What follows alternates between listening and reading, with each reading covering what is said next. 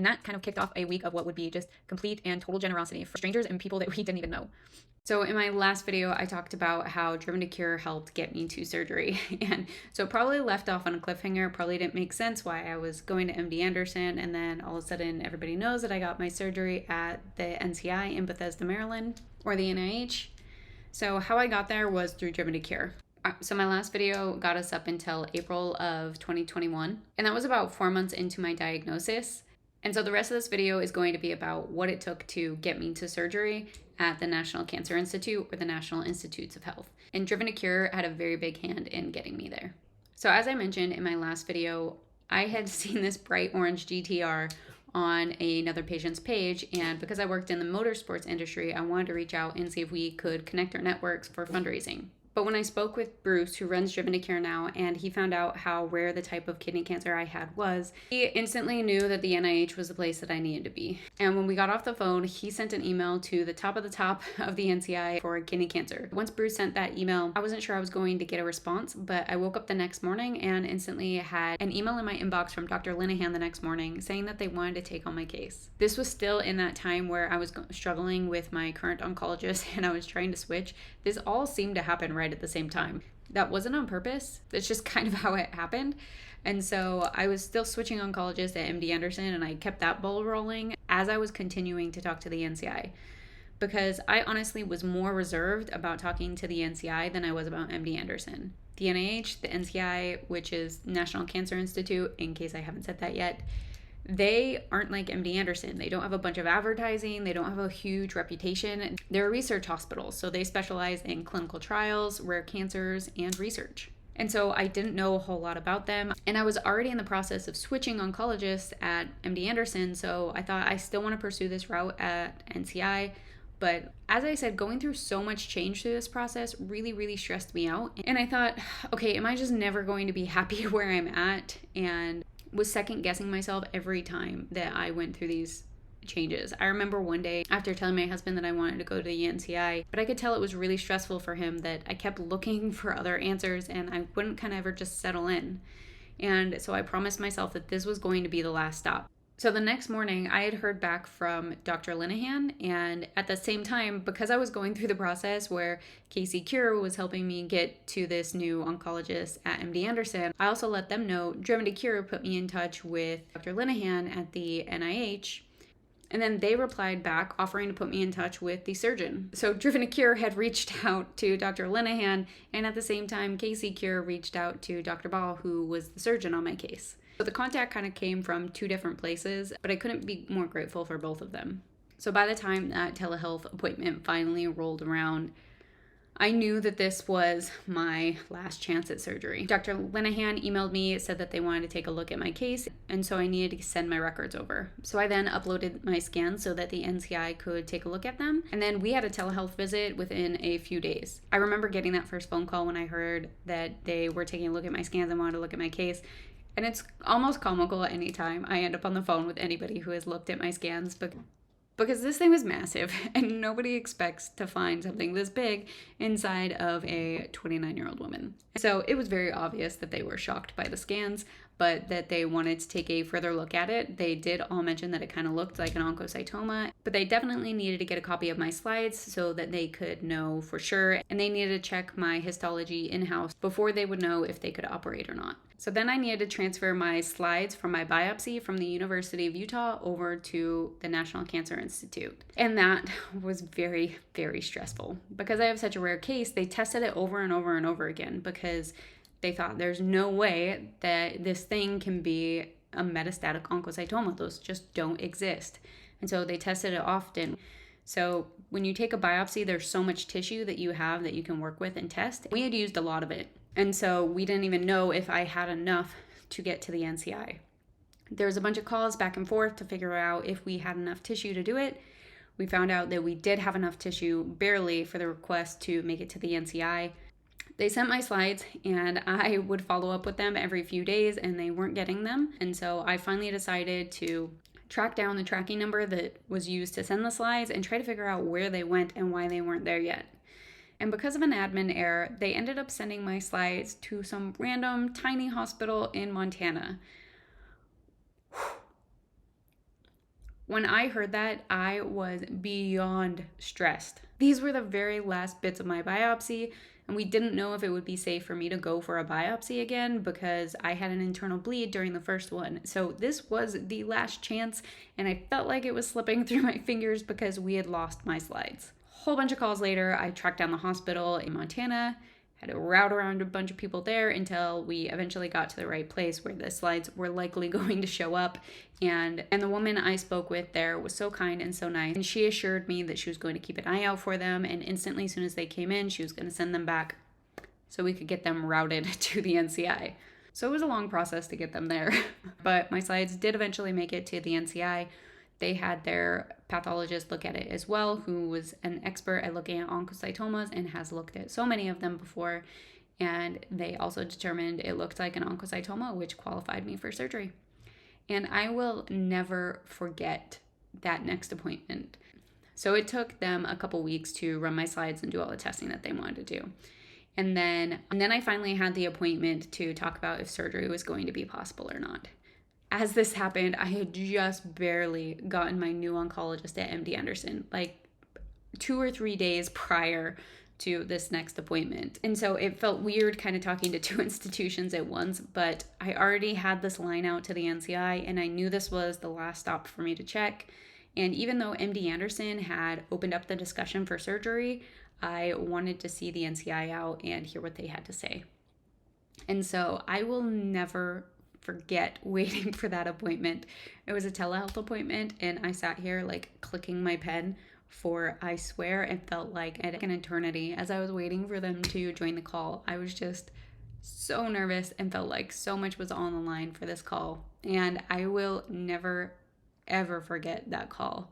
Dr. Linehan got on the call and he let me know that after they ran my slides, it did look like it was likely an oncocytoma and that they were hopeful that they could do surgery, but they still needed to get with the surgeon that would be doing the liver surgery to see if it would be possible to remove all the tumors in my liver. Because if we couldn't remove them all, that it might not be worth the surgery. And then I met with Dr. Ball, who would do the surgery on my kidney. And I remember that moment was so surreal talking to both of them. I knew I was going to tear up. I honestly, at this point, had been told no so many times and told that treatment was simply to prolong my life. And now there was words being tossed around of going for a curative surgery. Believe me, there's no promises. There's never any promises in my case because we can't promise anything. And my case is so rare, no one knows what to expect. But it finally was in the realm of possibilities and it was in the discussions. And I honestly didn't believe it at first. And I just remember I was so excited, but so in shock on that call that I didn't want to believe it just to be let down. So there was still a lot of caveats that we had to get through. We still needed to get approval. And they told me that surgery was possible, but I had had so many people at this point. I had literally had 4 other oncologists tell me that surgery was impossible because of my liver lesions, that when they told me that they still needed to get with the surgeon to look at my liver lesions to see if it was a possibility, I felt like, okay, here we go again. Don't get excited because this likely isn't going to be possible. But I remember as we were on that call, Dr. Ball hopped off and he went to go talk to Dr. Hernandez, who would end up being my surgeon who would operate on my liver. And I will never forget, he popped back in on the call and he had the slightest smile on his face as he gave me the news that Dr. Hernandez thought he could get them all in the surgery and that we still needed to check a few things, but surgery could be a go. They had a few things that they needed to verify first, especially because I had a bleeding disorder. I still needed to meet with Dr. Hernandez and there's a few final boxes to check. And so I was so excited, but I still didn't believe it. And I remember for several days being in this place where I didn't know what to think. Like, I was so excited because I'm finally going to be able to get the stupid thing out of me, which is the one thing that I had wanted more than anything else. But I didn't know if it was too good to be true. This call happened at the very beginning of June, like maybe June 2nd or something like that. And when they told me that surgery could be possible initially, they were thinking that surgery was likely going to be in like July or August, that it wouldn't be done immediately. And so as I was messaging with the fellow the next couple of days, told me that I needed to stop Cabo, the treatment I was on, because my surgery was likely going to be at the end of June. And my mind was blown. This was a little over 3 weeks away, and such a U-turn from where I had been. I didn't know what to do with myself. I, of course, instantly stopped Cabo and we started preparing for surgery. This was also along the same time that I was having these discussions with MD Anderson. So I was talking to my oncologist there. Like I said, I had just switched to him as an oncologist, and I worked so hard to get him that I really didn't want to lose him as part of my team. And I remember having that discussion with him, and it was really hard for me, but I was just completely frank and honest and upfront about it. I just said, hey, I really don't want to lose you as my oncologist if I go get this surgery done at the NCI. And I am so grateful for how he responded. He let me know that, of course, that he had a lot of confidence in the surgeons at MD Anderson, and he thought it'd be great for me to be able to get the surgery there. But if I had the opportunity at NCI, that I could take that opportunity and I wasn't going to lose him as an oncologist, which is something that I was worried about because I had heard some horror stories about other patients and losing their oncologist. So it was something I was fearful of after everything that I worked so hard to get him on my team. So my husband and I then spent the next few weeks preparing. We decided that we were going to stay in Maryland for a month because the surgery was huge. It was going to be several wedge liver sections of my liver, and then it was also going to be removing my right kidney and the tumor. I also have a bleeding disorder that complicated the surgery quite a bit as well, and so we just thought it would be best if I was nearby, and I'm glad I was. I don't know if I would have been able to fly home any sooner than I did because I wasn't super mobile. We actually ended up taking our cat with us, so that was interesting, trying to find housing that we would be able to take our cat up with. And that is where Driven to Cure came in to help even more. As part of getting ready for the surgery, I had to go in for tons and tons and tons of blood work because we didn't know for sure what my bleeding disorder was yet, but we knew that I had some of these bleeding issues and we had to get that solved before I could go to surgery. And so I went a little over a week before my surgery so that we could do some more testing. We did some more research scans, tons of blood work. When I landed in DC, I had to go to all of my appointments and do everything alone. My husband still had to stay back because we didn't have anybody to take care of our pets and he was still working. And so I was there for all of those first appointments alone, which was really hard. And Bruce made sure I got to and from the airport okay. He helped make sure that I could get in and out of the NIH. He took me around sightseeing DC in that bright orange GTR, and he was just so helpful. Talking about the NCI and talking about Driven to Cure, Bruce or Andrew are sure ways to get me to cry every single time.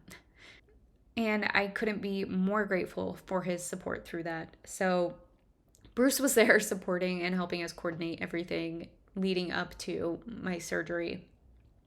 And eventually, after I was done with all my testing, I flew back home to Austin. And then because we decided to take our cat up with us, we drove from Texas to Bethesda, Maryland. And that is about a 25-hour drive.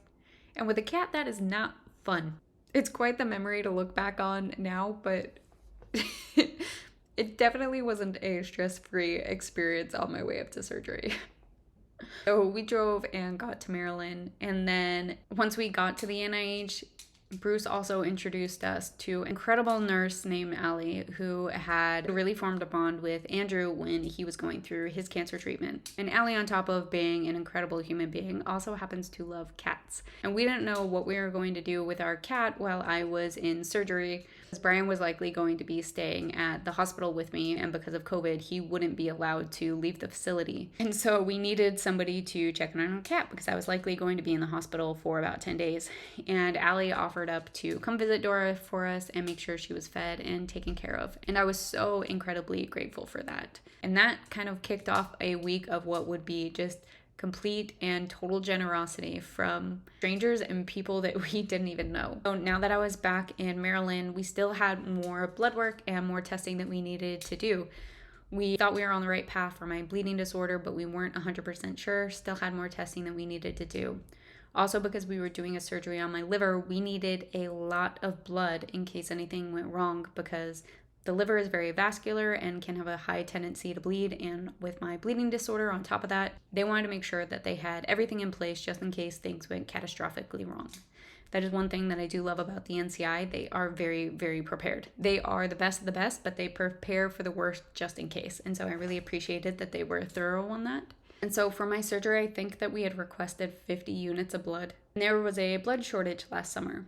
So they weren't sure that they were going to have enough blood for my surgery. And if that was the case, they were going to have to delay my surgery. But I knew that this was really my only shot at surgery. Everybody I met with drove home the fact that I needed this surgery now and that I couldn't wait any longer. Otherwise, it might disqualify me for surgery. And I knew that because nobody else was even willing to do surgery. When I got the call and I found out that it might be delayed if the blood bank didn't have enough blood, I felt completely crushed. We just set up so much and moved everything so that I could have this surgery. And to hear that it might not happen, I was crushed. So my husband and I were walking around DC and the National Monument at the time that we got this call.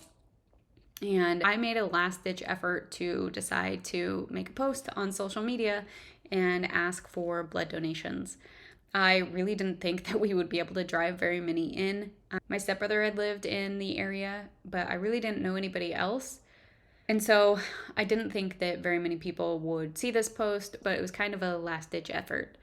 And so I made a post and I requested blood in the DC area for my surgery to be donated at the NCI. And it was met with an overwhelming response. I think it was shared well over 300 times, and complete strangers started messaging me and commenting, letting me know that they had signed up to donate so that there would be enough blood for my surgery.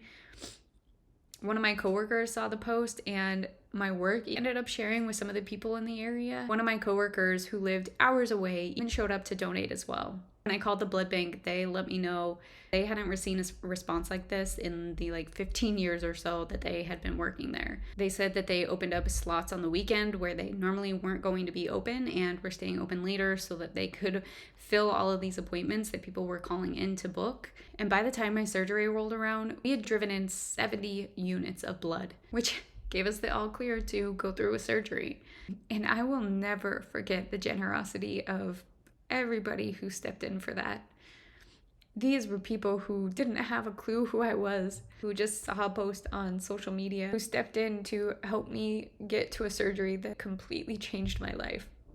Every single one of those people that shared, commented, donated will always hold a very special place in my heart. It was such a surreal experience. I went for appointments for several days at the NCI during this process, and this was before I had posted. And at various places around the hospital, they had signs up and were giving announcements over the loudspeaker to draw in donations for a patient's surgery. I'm somebody who spent most of my life convinced that everybody hates me, and I will never forget the love that those people made me feel. And it didn't just end with those total strangers. Even one of my surgeons donated, and at least one of the fellows, which in itself just shows how different the NCI is from anywhere else.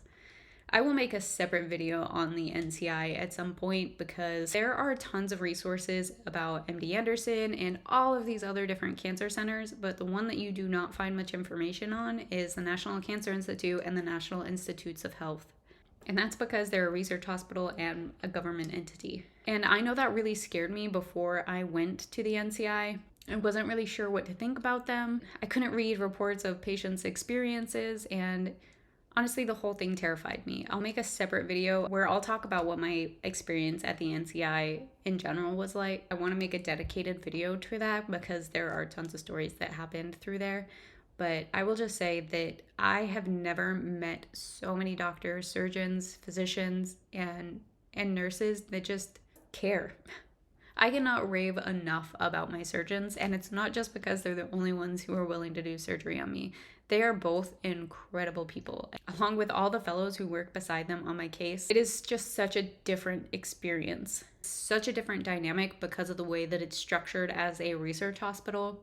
There's a lot of flexibility, and you'll see patients and physicians interacting all the time, and it feels a lot more personal. Anyways, so I had finally acquired enough blood for the surgery. That meant it was a go for surgery. And I knew I had to get the surgery done, but I honestly was so petrified. I almost backed out of surgery the day before. So it came up to the Monday that I was being admitted for my surgery to happen on Tuesday. I got admitted, and then I was having all of these doubts in the back of my head, and I was so petrified. As I mentioned, I had so many appointments and lab work and so many people that I was talking to leading up to surgery.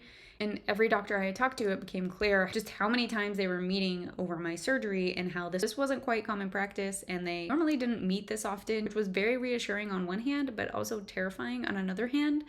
I thought that my surgery was actually going to be a little bit less invasive than like a major liver resection.